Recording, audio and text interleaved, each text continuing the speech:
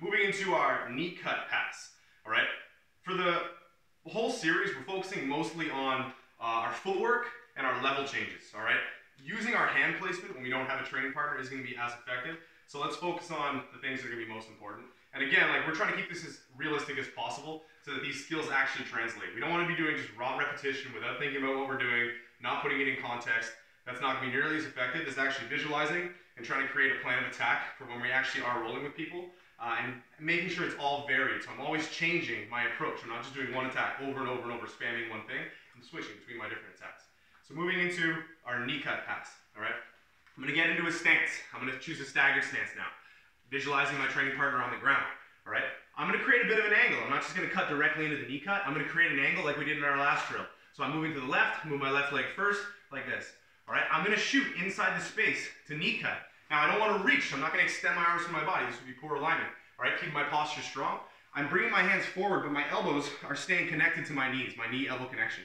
All right, I'm going to post my hand on the mat, my right hand and my left hand on the mat. There are some details here where I might be framing my elbow out to frame one of their legs, and this hand will be framing a knee. Again, we're going to focus less on our hand placement and more on our leg work and our level changes.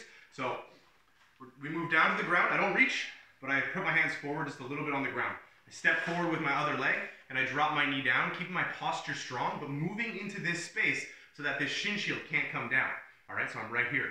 I'm going to shift my leg back, move back up, and come back up into my stance. I'm going to shift to the other side. Dropping, posting, slide, drop my knee down. Knee comes back up, foot comes back. All right, I move to the other side. Drop, down, knee comes down, knee comes up. We can try this without our hands. So I move to the other side, I drop down here, keeping this space owned with my own elbow, knee-elbow connection.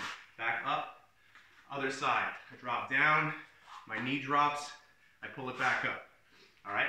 So this is just a basic knee cut pass. We're going to work on one more movement to follow up so that we can make this more continuous in later drills. I move to one side, I create the angle, I have a reaction. That reaction creates an opening. I shoot into that opening. Okay, I drop my shin down. And now what we're going to do is we're going to add in a bit of a movement where I'm basically just going to perform a step with my left leg, and I'm going to windshield wiper my back leg. All right, so this might be a response to the bottom player, but this is just going to help us a lot in making this drill more continuous. And this idea of just shifting laterally and windshield wipering with our back leg is a really common movement when we're trying to pass or just move around on top. So here we go. I'll move to one side, I drop down here, boom, windshield wiper.